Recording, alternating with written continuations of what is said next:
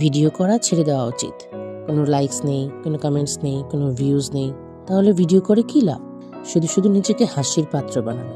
Good morning বন্ধুরা, একান্তে আমি পেজ থেকে আমি নীলিমা। আজ তোমাদের সাথে কিছু কথা বলতে এসেছি। বন্ধুদের সাথে কথা বলবো আর চা থাকবে না, এটা কি কখনো সম্ভব? চলো তাহলে এক কাপ চায়ের সাথে কিছু কথা বলা যাক। আমার রিল কথা। আমার একান্তে আমি পেজটি খুবই নতুন, সবেমাত্র 1 মাস পেরোল। আগে যখন কোনো রিলস বা ভিডিও দেখতাম, স্পেশালি কুকিং ভিডিওস, আমার খুব ভালো লাগতো। আমি অনেক কিছু শিখেছি সেই ভিডিও থেকে। ভাবলাম আমিও যদি এমন কিছু ভিডিও বানাই তাহলে কেমন হয়। আসলে আমি রান্নাবান্না খুব ভালোবাসি।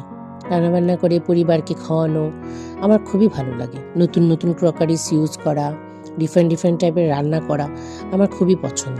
তাই বেশিরভাগ আমি রান্নার ভিডিওই করি। প্রথমে ভাবতাম ভিডিও করা আর এমন কি কাজ, এই তো জাস্ট একটা ক্যামেরা নাও আর শুট করে নাও যা যা করছো। কিন্তু যখন আমি ভিডিও করতে শুরু করলাম তখন বুঝলাম অ্যাকচুয়ালি 1 মিনিট বা 1.5 মিনিটের ভিডিওর পেছনে থাকে অনেক পরিশ্রম। যতটা সহজ ভেবেছিলাম ততটা কিন্তু একদমই নয়।